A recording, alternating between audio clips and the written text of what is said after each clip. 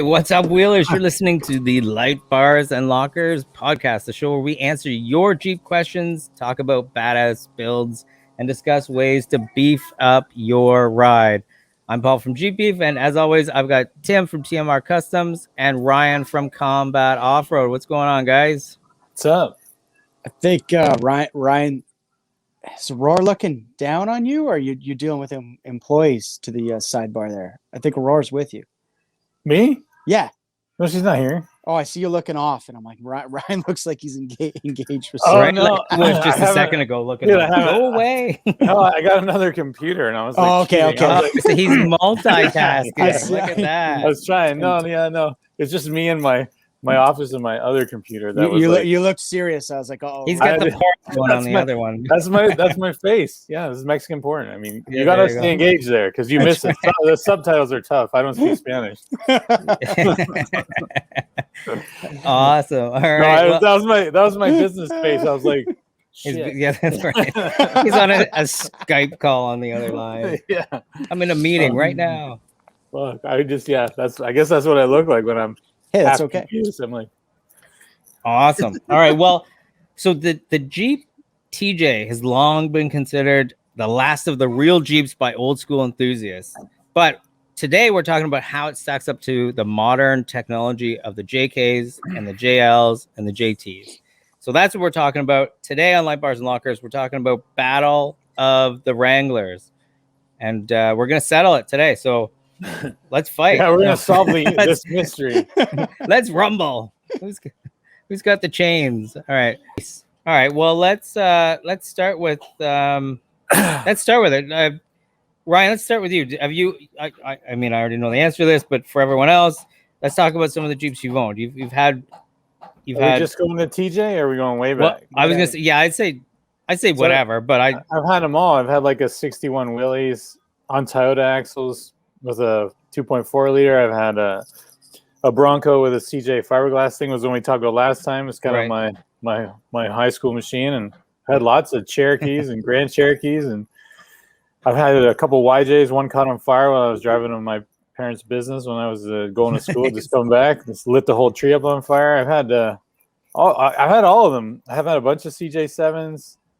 I've never had a CJ8. I've never had a CJ5.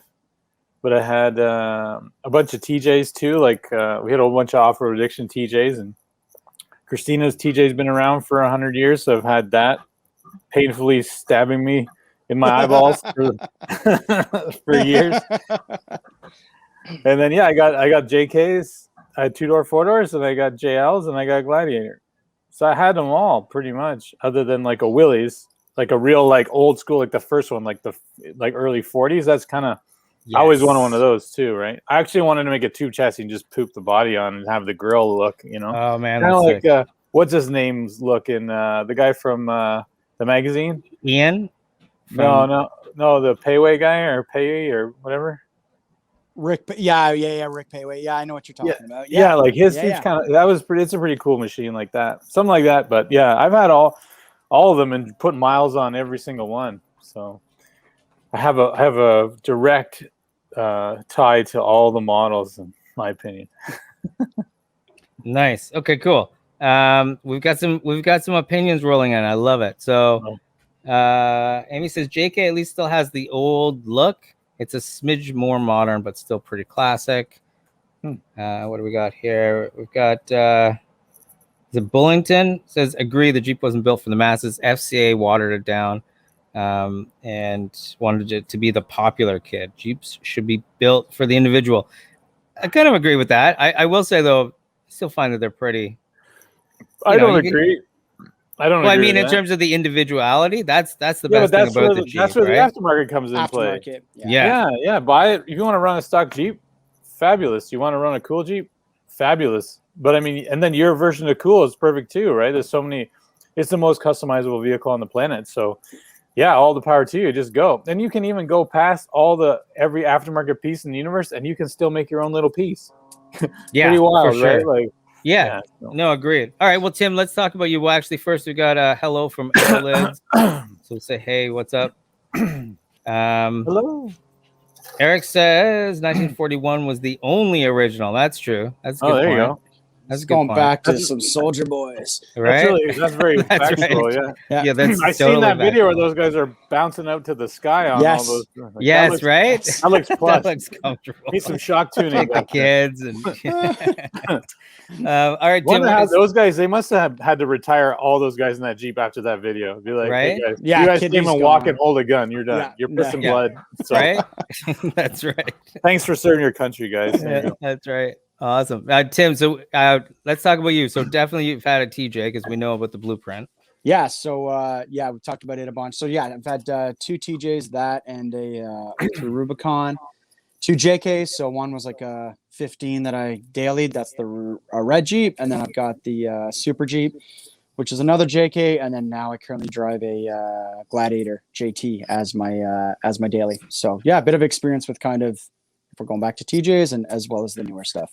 All right, cool. Well, then let's start with what I'll do is maybe I'll get you to dive in a little bit deeper about the TJ. We'll get Ryan to talk a little bit more about the JKJL platform. So tell us about the TJ. Like, what makes the TJ, because it is super sought after. I love TJs. I don't know if it's just nostalgia. I've not owned one. I would kill for an LJ, but again, I can't really tell you why, except there's just something about them. So yeah, Christina's selling her TJ if you want it. Okay. On 37th. All right. Well, let's circle back on that because I really I'm all over it. So Well, it's been babied, that's for sure. So if we want to look at TJs, they came in 4-cylinder and 6. They're first of the coil sprung Jeeps. So if we're looking back at YJs, they were still leaf sprung kidney smashers. So the TJ came out and it was coil sprung and 5-link front and rear. So it rode a lot smoother as a daily driver, which kind of opened it up to potentially more people. And the 4-liter that's in the TJ and LJ, so that's the inline 6, definitely the most durable motor that Jeep's put in anything. It's torquey too, right? Yeah, it is. So torquey, yeah. Exactly. It's torque from like low end, so like it's perfect for a wheeler.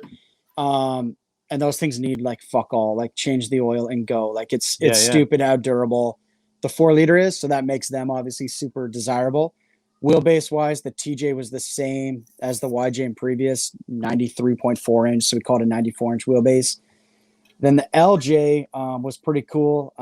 It grew. So it grew by 10 inches of wheelbase. So your wheelbase went up to 104 inches and the body grew by 15 inches. So you had more leg room for the rear passengers and then a bunch of trunk space. So that's, and the LJ was only around for a couple of years. So that's what makes it kind of a unicorn and super desirable. But yeah, there's a lot simpler technology than the newer Jeeps, which is part of what makes them appealing and honestly easier to modify. But we'll get into all that. But yeah, TJ LJ, you're really looking for 4-liter inline 6, stupid durable. If you want to stick with that, that'll last you forever. And that's part of what makes those Jeeps, I think, sought after and kind of renowned.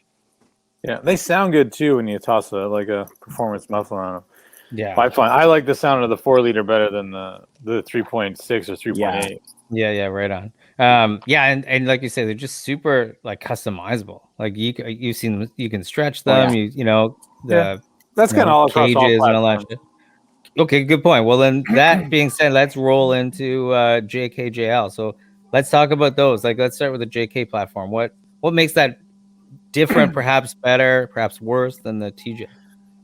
Well, really, so they got like 2007 to like 11 had like a basic interior, but it's still upgraded from the TJ. And then you did have the 4-door, right? Like, put the minivan in there, right? So, I mean, people do like bust balls on it, but, realistically, like not everyone can have multiple vehicles.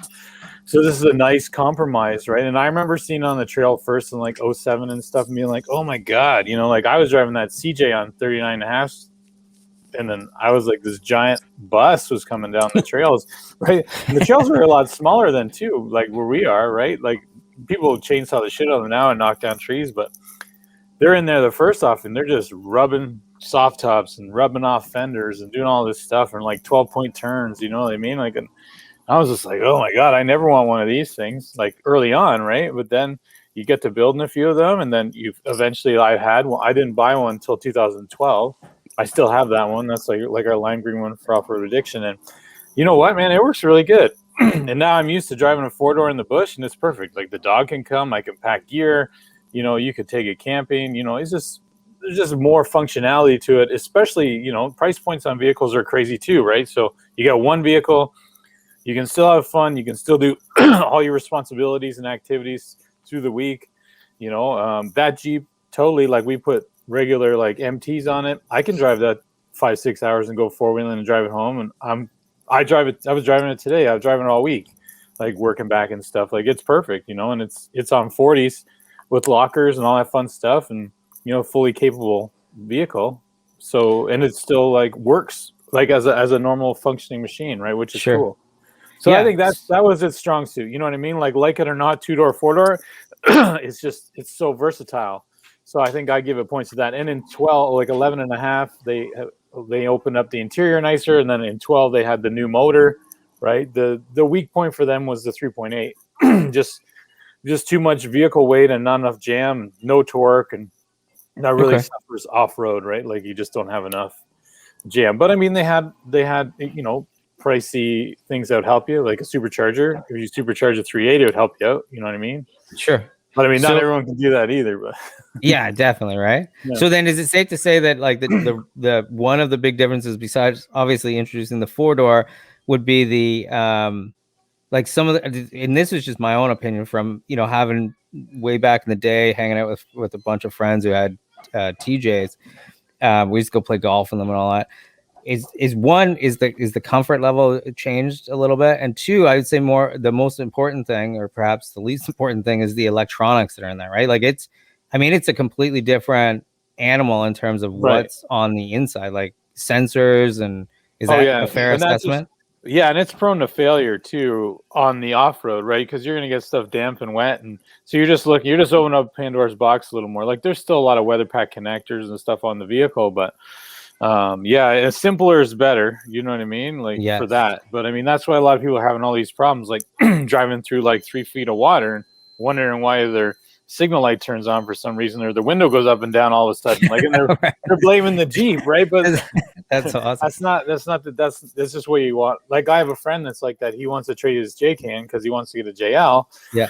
Because he thinks it's just, you know, it's a little older now, but I mean, realistically, he's going to open himself up to the same problems because he's going to expose, you know, electrical doesn't like corrosion and doesn't like water. It's just one of those things. And if you're going to go forward and you're kind of conducive to that stuff, you know, minus going on like, you know, just pure rocks and all that fun stuff, right? Yeah. But I mean, trail riding and stuff. Yeah. So that'd be the downfall. But for an overall vehicle, I would definitely take on a JK, and they're much nicer, 12 and up, right? Even like 15, I think, got the even nicer, like cushy seat, right?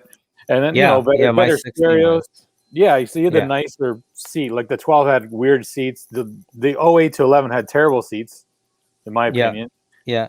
But still cooler. But yeah, we get into a 12, and then obviously we get into the JLs. It's just a whole nother, you know, lifestyles of the rich and famous, you know, from an interior perspective, right? Like, yes, definitely. Yeah. So, we have a good point here. Okay, wasn't supposed to be a luxury vehicle. My father's old 1990 Grand Wagoneer Cadillac. What is it? Cowboy Cadillac. There you go. I can't read. Yeah. So what fair enough. There's a new Wagoneer now. Yeah, right. Oh God, we can't even. We do a whole show on how horrible that thing is. If you ask me, is it bad, or I just saw like quick little snippets, but.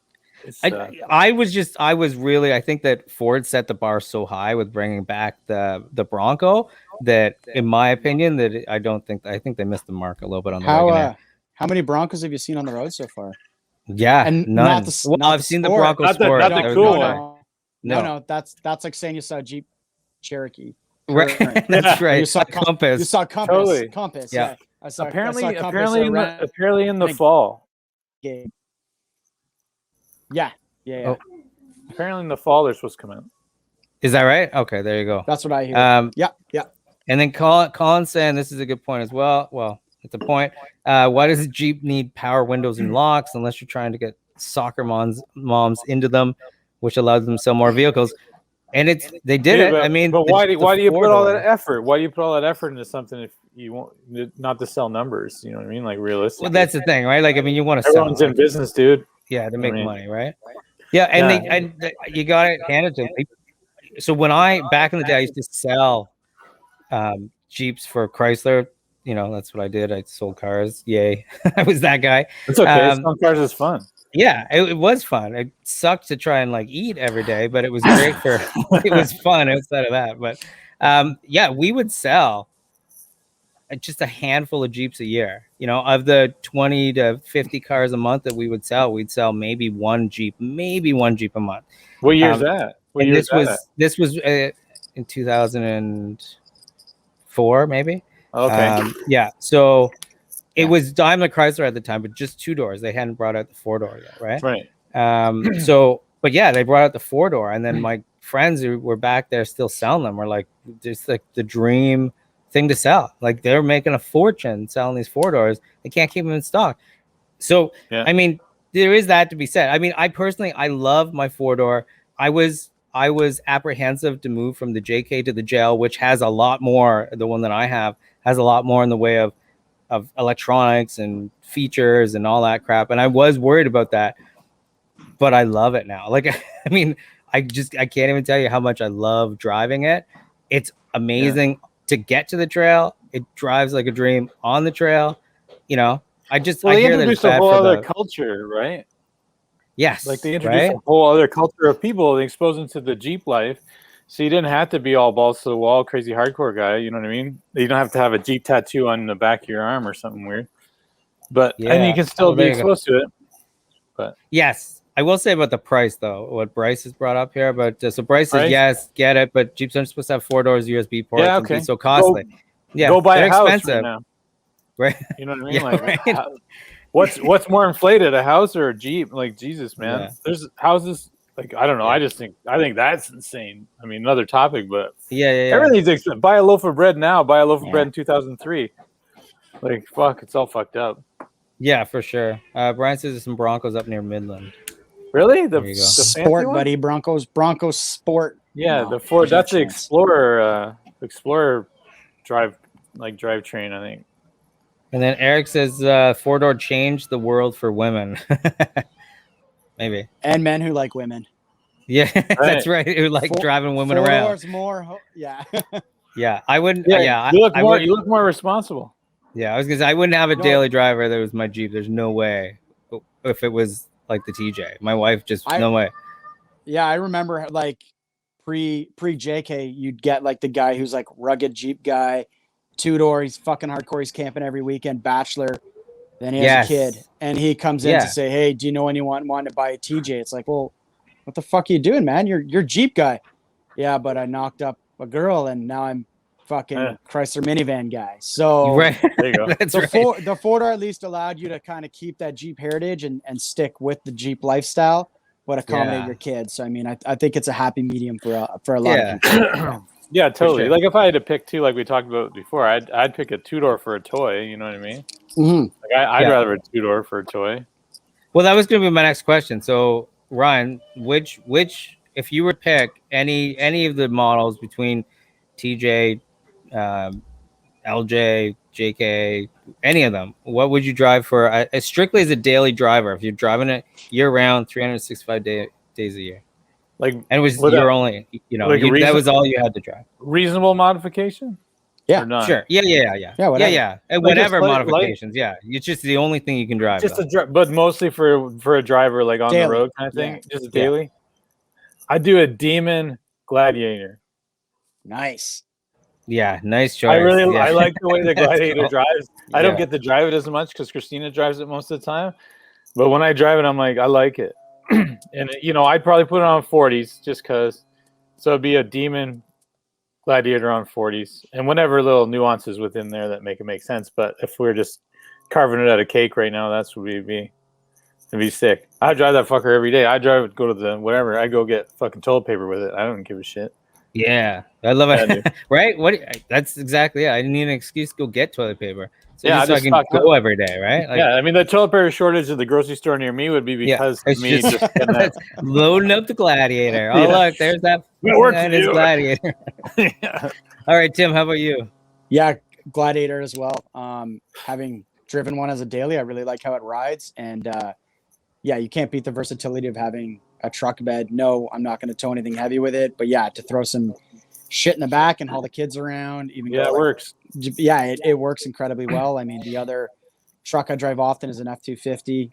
I drove it for a while, and then yeah, I think once you drive a pickup truck often, you appreciate that versatility for all the life stuff outside of off road. So for daily, yeah, Gladiator's kind of a decent hybrid. You got some extra storage space in the back, and yeah, they drive really nice. So I'm with Ryan. I'd pick a Gladiator all day. That's awesome. And so anyone watching this, we want to hear what your thoughts are. If you have the ultimate daily driver, we want to hear about it. Just leave a comment below. And if you don't, but you're looking at one, we want to hear about that as well. We've got Tristan here who says, hell yeah, 18 Recon Series JKU, 513 gears, 37s daily. Yeah, same with, that's what I have. I was going to say I will say I'm sort of, I have a little bit of regret that I didn't get the Gladiator when I got the JL. But I love the JL. You could have had it like 8 months early too. I know, man. right? I know. That's so true. Yeah. But I'll say the JL it's awesome. I was driving it the other day, just, going to get toilet paper. Right. And I can't get over how like peppy it is. I'm on 37. Really good. It's fast. I've got the taser installed, which helps, I think. And it's the 2-liter, and yeah, it's a quick little Jeep. Like, I don't know how else to put it. It's not even that little. It's on 37. No, it's not. It's really not, right? Like it's pretty big. Yeah. So it's and it's got everything you can think of. Like, it's got the heated seats, and it's comfy, man. Yeah. First car I've ever had with heated seats. Pretty awesome. So Brian says I have a 2-door JL, XJs for the toys and Super Duty for the towing. Now that's a pretty good combination right there. Brian's fucking hardcore. Like that's a sweet fleet driving. He's got a nice red JL that he dailies, and he's got the F-250 for hauling around the off-road only XJs. So that's pretty sweet. We'll have to come back. You're not destroying the brand new Jeep either, right? Like, I mean, nothing wrong with that, but it's nice if you don't have to, right? Yeah, for sure. We'll have to come back to it, but I'd like to do a show on XJs because I also like XJs, and for whatever reason, ZJs in there, a little ZJ action. Yeah, we should do that. That thing came in the V8 show. Yes, that's a good idea. We'll do that. But they're making a huge comeback, like in all movies and everything. Like, they're the cool vehicle that people are driving. Dude, if they had a frame, I'd be all over it. Yeah. Fuck, okay, we'll have to get into it. We'll try to do that. Yeah. Okay, cool. All right, so if we're talking though, let's say a mix of like dual duty, so you're going to do street and trail, would you still choose the same? Tim, let's start with you. Would you still choose the Gladiator? I think I'd go JK or JL at that point, just to shrink up the wheelbase a bit and not have the overhang of the bed. So if it was more daily duty, like a weekend warrior and daily driver, then I would go 4-door JK, just like the gent earlier pointed out. Like, on 37s, you can hit trails, bomb around town, haul some kids in it. So for me, I would go 4-door JK or JL at that point. Okay, cool. And Ryan? Yeah, like our 4-door JL's on 41.5s, but I drive it quite a bit too. The only thing is with I don't like I have the little axles in it, right? But I can only put 48s in there. It's just a rule of thumb for me. I don't like going smaller because the pinion gets too small, in my opinion, and it's just busts. So I wish I had a little more gear, but it's not bad. But the fuel economy with those tires, I got 2-piece wheels and crap. It's just too heavy. But that's the only downfall. But the truck drives like an arrow, and it's mint. Even just wheeling through town, going to do stuff with the 41.5s, I like the Jeep. Jeep works really good. It's a little tougher on fuel than I was hoping for the power. I'm okay spending money on fuel. I just don't have enough jam to justify I'm sucking fuel and it's slow. I double make my fuel economy way worse if I could light the tires up. Mm-hmm. All continuously. Like, I don't give a fuck about spending money on fuel. It's just, that's the only thing that's not exciting. So, sidebar for that truck is this, the fastest thing I could do would put a supercharger on it. And I just wonder if it's going to give me enough jam. And, it's not really going to give me monster torque numbers, but versus V8ing it or just leaving it and then making buy the 392. And 392, yep. Right. And then just have another Jeep, but I got enough space for one more. Right. At least, right? Yeah, and then the other little rabbit hole of that is like I don't want all wheel drive, so I have to sort out what that means. I mean, I'm sure that's easy enough. Yeah. You know, between a taser and a different transfer case and a drive shafts, you're potentially there. You know, but who knows? I don't know. So you picked I'm the okay. JL? I picked the JL, man. It's just more Yeah. comfortable. Like Yeah. I have the 2012 JK, which is pretty much the same as any JK minus the leather. It's got heated steering wheel and it's got heated seats and all that fun stuff. But it's just so much nicer from Creature Comforts for the JL. They just did a really good job packaging it so you feel like you're driving something nice all the time. You know, so and that's kind of where it's at for me. Like, you know. And yeah, I just like it. Top's cool, right? Just one little, you flip it, one little click, thing comes down.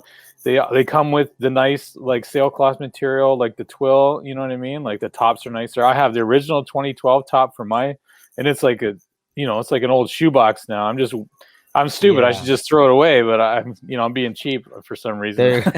There you go. But all right, cool. All right. Well, we have a question before we get on to the next one here.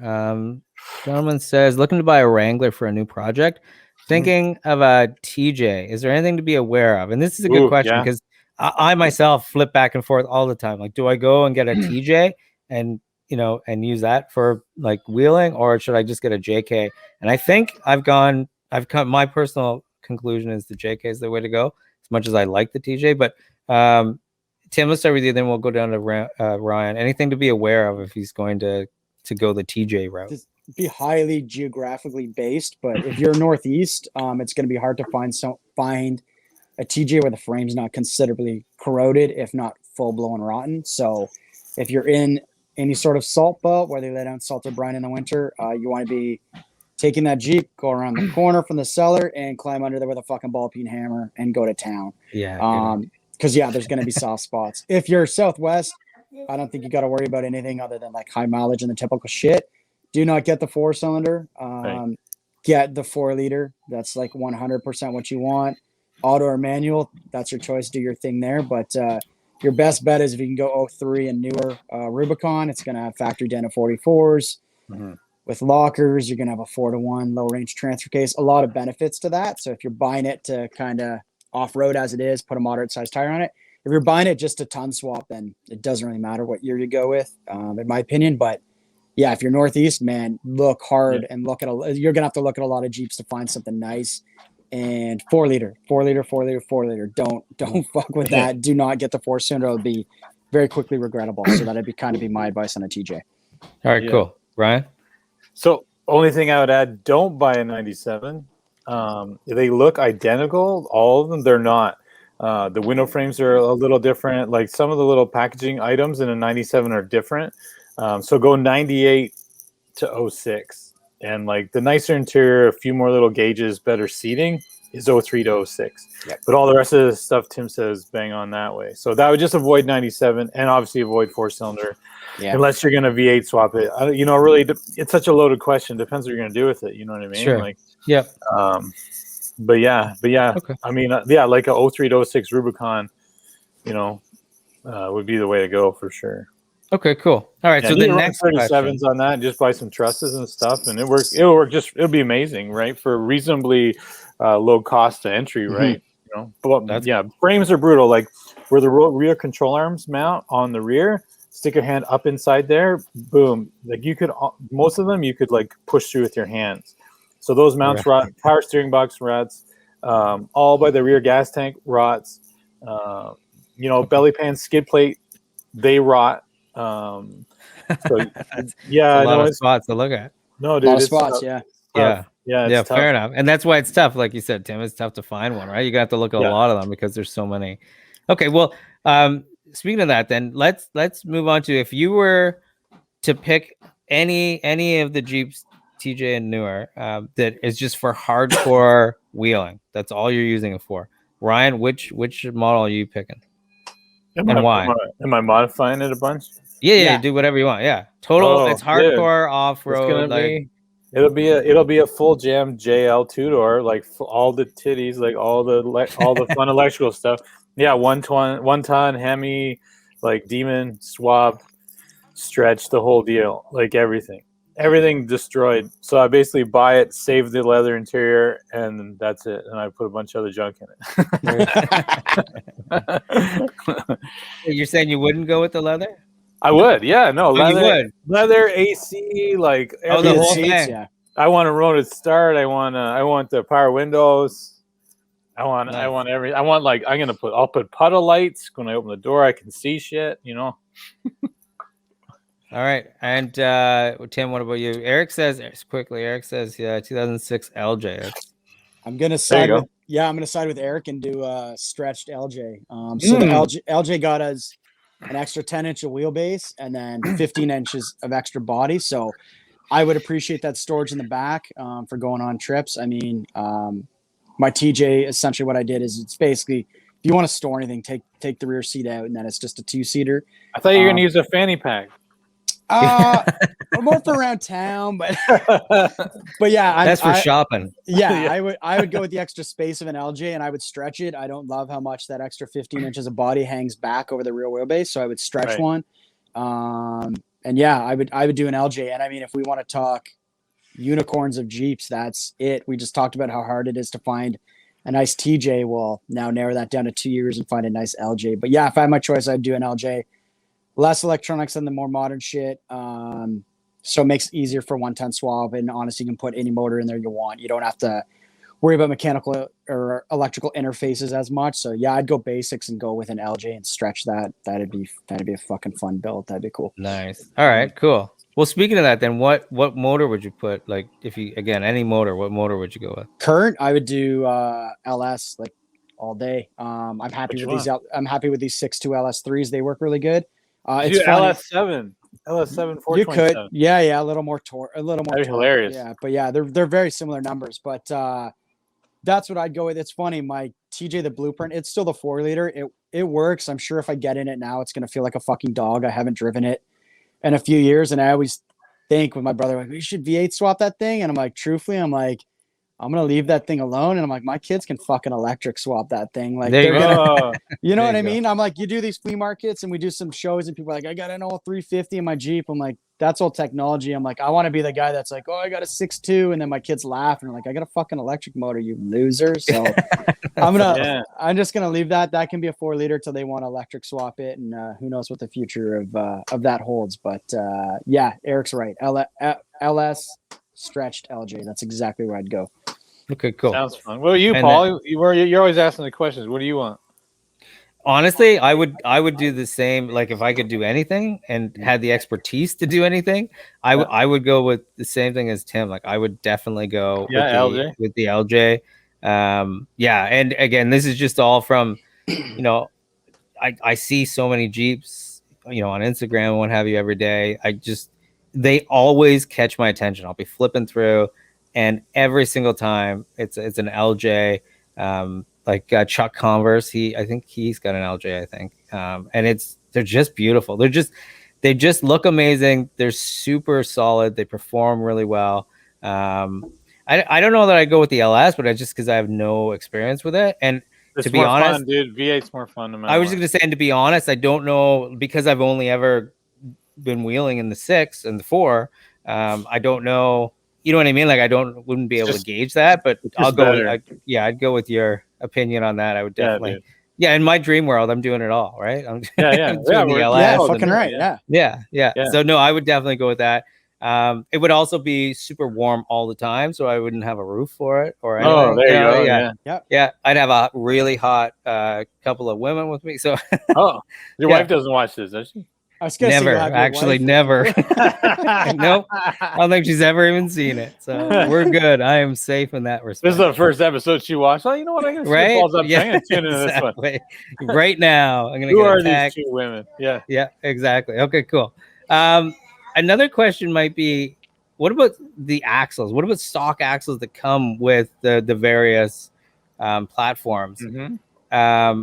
Ryan, how do they compare? Like, what?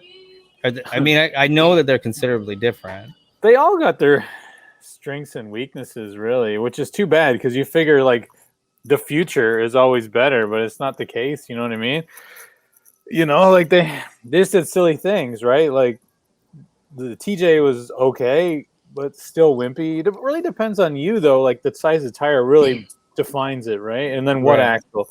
Like a Dana 35 and a TJ is brutal. You know what I mean? Like 35s, and you're still gonna kill it. You know, the Dana 44s, like the semi floats, you know, they're okay, but I wouldn't go past 37s on those, you know. And then you're looking at the JK stuff. They give you smiles for miles. You know what I mean? Like they fucking bend like nobody's business, right? Literally, dude, right? Like I've seen lots. You know, trusting them and sleeving them. I've done it to all of them, like all the ones I've had. But still, you know. And then you figure, oh, cool. Well, the JL, they must have done a better job. But then they went back to a disconnect, and I literally broke that thing in my Jeep in under 4 seconds. I just shot it. There's video to prove it. Yeah, it's like boom, boom, boom. I blew the whole thing to pieces. It was ridiculous. Like literally, like half idling up like the smallest little thing. But anyway, so yeah, I mean, I don't like the new axle at all, to be honest. I don't like that disconnect in the front. It's just too many pieces. It's just too many weak points. But I put RCVs in and eliminated that interior shaft. And you know what? I pushed it kind of hard. I wanted to see, and no problem. So, and then I got rid of the plastic inline ball joints that come in the JL in the stock axles too, which is hilarious. I've never even. It's like a hip from a Ken doll is inside the bloody ball joint. It's ridiculous. It's ridiculous, man. So I got rid of those because Spicer's the only one that has like a heavy duty ball joint so far. So I popped those in, and my lowers have play, and I literally have like maybe 4,000 kilometers on them. So really? Like, you know, like 2,500 miles, and you know, so it makes no sense. And you can't with the RCVs and those in those axles, you can't even get like a proper grease fitting or like anything in there to grease it. So to grease the lowers, just to see if I can bring a little life back to them, I got to take the front end apart. Really? Yeah, there's no way. It's just the ball, the sphere, and the contact in those ball joints is like a couple mils. Like it's right there. Wow. Like you can't even get, and it's round, right? Where you had like a U-joint where you had those spaces. You could turn your axle and you get enough room to get a cool tool in there and pump the grease in the ball joint. I don't have that luxury with these stupid RCVs. I mean, they're great, but that's the downfall of them for me. Yeah. Point. You know, unless I did something wrong, but I can't see a way that I could get grease in there. So then, are we basically saying? Are you saying that the JK would have the best axle? Like I think stock? the TJ stock axle were tougher, man. Yeah, TJ Rubicon 44s. It's way tougher. Run 35-inch tire, like you'll be happy. That's a pretty good setup. JKs, everyone thought they had to go to 37s because the body's bigger, so the scale's different compared to a TJ, right? But yeah, the JK is 100% the worst housing, and then the JL has issues with that disconnect. And they also changed the high point offset on the ring and pinion. They moved it more towards the center, which I think they're chasing fuel mileage, but I think that makes for a weaker setup. But I don't think that's been long enough or around long enough to 100% prove out. But yeah, Ryan's right. If I had to pick a stock Jeep axle and like you're going to put on a okay size tire, TJ Rubicon 44s and 35s, I think that'd be a happy life. Yeah. I think you can get away with 37s, to be honest. Like we've done it lots. Yeah, I think Matt from that Jeep Adventure, he's got that old CJ that he's been working on, but he's not going to have it ready in time. So he's going up to 37s on his TJ. Yeah. Okay, cool. So that's good. All right. So how about after? Oh, this is a good question. Actually, this is a question from Tim. Aftermarket support. Is it similar across the board, or are newer Jeeps better supported? I mean, I suspect it's pretty. Yeah, I think it's pretty reasonable to say it's even, like barring like real like world issues. Like right now, this is like these last 2 years are goofy for supply chain stuff, but for the most part, you can get all your TJ parts. You know what I mean, for that kind of stuff. Like a lot of Dana 44, like all your gears and you know all your bearings and all that stuff's pretty reasonable. The newest stuff right now is a little harder. Like I said, it just came out with ball joints, and then there's only one. And I think that all has to, like, just pushing out all the new products has just been supply chain issues and backlogs and all of those things, right? Like, even if someone designed something, had it produced, and it's on the water and it's coming, and then there's strikes at the ports, and there's literally like tens of thousands of containers that haven't been opened. So I think all these things are attributing to like delays across the board anyways. Sure. But that's kind of like a bigger problem. And that's a big problem I have, like we have here with both companies. But yeah, I'd say you can still get lots of TJ stuff. I think like newer, like innovative products for TJs, that you're not going to see that unless someone really hyper niches it. Like if there's a guy named Tom, he wants to be Tom TJ's Cool Parts guy, then that might be there. But you're not going to see like Combat. We won't make TJ components. It's just the market's not strong enough, right? Yeah. Just like Chrysler was probably like, hey, we don't want to stay making two-doors because it's not profitable. It is what it is. Yeah. I just did you guys hear that? Just another TJ just died. I just heard it. Yeah, and that's it, right? Like Tim, what's your take on it? Yeah, currently JK, because obviously it's got the big spread from 7 to 18. You're going to find the most aftermarket for JK.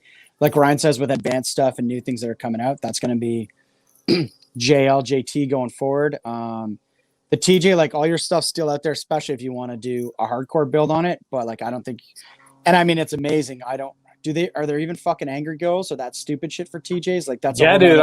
Yeah, no, you can have an angry TJ if you want. Okay, don't. I mean, if you want to talk a TJ died, if you want to talk any Jeep died, put the angry grill on it and fucking right. It's like a bad grade school like Count Chocula outfit. I don't. Yeah. To anyone that has one, sorry, but no, sorry, not sorry. Sorry for your Jeep. Fuck. Yeah. But, yeah. Dude, we sell tons of those. Yeah. Do you really? Yeah. I'll sell probably 300 a year. Wow. Sorry, 300 Jeeps dead. Gone. Done. Hey, well, you know what? I don't know. Yeah. Honestly, it's yours. You can customize it. Your mama loves you. I just think I'm like a Jeep has an iconic 7-slot grill. That's what identifies a Jeep. That's how like a little kid can look at a Jeep and be like, that's a Jeep.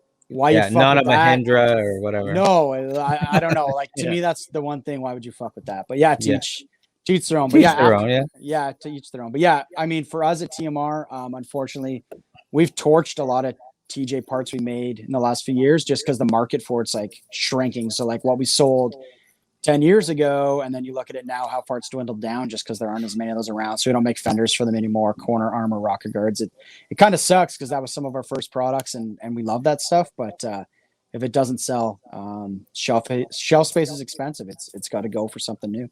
Yep, for sure. Yeah, we get that a lot on JeepBeef too. We don't carry anything for anything other than the JKJL, and it's just supply and demand. I mean, really, it's just, knowing what's in demand and sourcing that and trying to find it and work with people and all. It's just like I say, it's effort, time, money, and it's tough. If anyone wants something, feel free to reach out, and we can always check with our partners and see if Tim or Ryan or anyone else might have it. But we don't typically have anything right there on the website.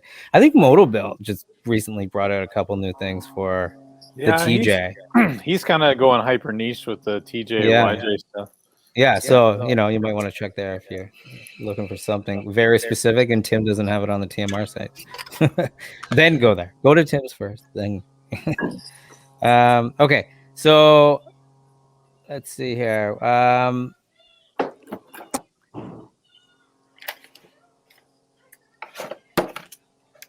Okay, so this is an interesting question. I'm sorry, I'm just going through the questions here. Okay, so say I wanted to go with a hardcore V8 swap, 1 tons, the total baddest parts on the planet, like absolute baddest. Is that Ryan? Sorry, Tim. Which one would you go with? TJ, LJ. Yeah. There's way less mechanical electronic interfacing you got to do. So I've done it on a JK. You need a lot more parts to make it happen. But yeah, those older Jeeps are far more easy to do a standalone conversion like that. So I would go with a TJ or an LJ for that. That's my opinion. All right, cool. And Ryan, would you still stick with the JL? If you were to go with like just the absolute bad, like the meanest, V8 swap, I just got it. It's on my like vision board in my brain. Yeah, it's a demon. It's a demon 2-door JL with a bunch of goodies. It just looks like one with all the interior. Yeah, I would just do it. All right, cool. All right, and yeah, so anyone listening, again, you know, whether you're watching now or after the fact, we want to hear. I'm curious if you could pick any setup, what would it be? Would you go with the LJ, TJ, JL, JT, any of the other acronyms out there? And what would you throw in it? Just out of curiosity, I'd like to hear it. I think we'll follow up later, definitely answering some of the comments below and what have you. So, was there anything we missed? Anything you can think of? No, I think we nailed it. Yeah. So at the end of the day, do we have a consensus? Depends what you're doing, really. Like, yeah. I think but there's the a Jeep consensus for everything. on is the TJLJ the last real Jeep? Like, is in the last real Jeep? No, if you're in a Jeep and you're out having fun, exploring, that's your real living the Jeep. lifestyle. That's your real Jeep. That's for you. Yeah, I love it. Okay, totally. Good. Yeah, no, that's for sure. It's all about fun. People are too serious and too weird and too cliquey about this shit. Like, I just think it's too goofy. Like, I get you can have fun and all that, and name your stuff, and take pride ownership. That's fantastic. But you know what? It's all about just having some fun. You know what I mean? And whatever. If someone likes a pink Jeep with purple wheels and whatever, go for it. Why not? Right? Happy to help you make it like, hey, I want to do this, and should I run X? And we're like, well, no, Y or Z is a better move. That's totally fair because we're trying to help you functionally, right? But if you just like something because you like it, yeah, for sure, go for it, man. That's cool. Yeah, it's cool. It's better than sitting in your basement playing video games or some absolutely, shit. You know what I mean? right? So, yeah, get out there, right? Yeah, have at least you're fun. taking it out. Yeah, exactly. Totally, yeah. If that's driving to the beach, do that too. Like, get out. That's the thing, right? It depends on what. It really depends on what you're doing with it, right? I mean, and to each to their own, right? Like, I don't. Yeah, but I do encourage you to try four-wheeling.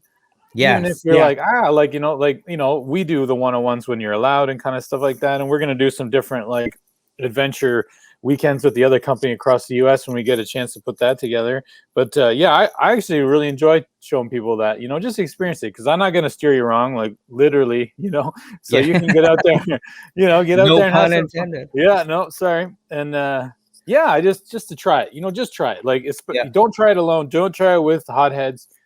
Come with some like grounded people and like just give it a try. Like, you know what I mean? You'd be really surprised how much you'll enjoy it. And then you may get hooked, you may not, but at least you gave it a go. You know what I mean? Yep. It's so true. Like, when I bought my very first Jeep, I got into it for different reasons and whatever. I didn't think I'd really wheel it, to be honest. And then, you take it out and like you say, you get kind of hooked, and it's like, shit, like I want to go out again. And now you understand why you want, like, maybe this is why I want to have a bigger lift, or I want to have a little bit more torque, or whatever the case may be, because it's not just to get you to the mall, which again, hey, if that's your thing, that's your thing. But there's a real world application for it, and it's fun. It's like fun as hell. Like, it's crazy. It's so cool. Speaking of that, we got to get out like really soon. Yeah, we got to find out where the bugs I hear are madness. Yeah, I heard that too. Actually, flies just lift you away like transported. There's no way, man. I'm not going. I'll see you guys in July, man. Right? Yeah, for sure. Daniel says he misses his 2006 TJ. It was a great machine. So there you go. Get another one, brother. Go get one. Get after it. Yeah, there it is. All right, cool. All right, well, hey, listen, I want to say thank you to every single person that tuned in live and that listens to it after the fact, whether you're listening on Apple Podcasts or Google Podcasts or Stitcher or wherever you consume your audio podcasts. Thank you. Consider leaving a comment. If you have any questions, feel free to get us at podcast@jeepbeef.com. You can always get us on each of our social channels. Hit that like button if you enjoyed the show. And again, leave some comments. And if you have any suggestions for upcoming episodes, we'll definitely cover them. And I think that's about it. Listen, guys, I learned a ton. As always, I want to say thanks for being here. And I think that's about it. I think we're out. I think we're done. Awesome. That's it. Thanks. All right. Well, thanks again, everyone. And until next week, that's it. See you then. That's all. That's it. All right. Bye-bye. See ya.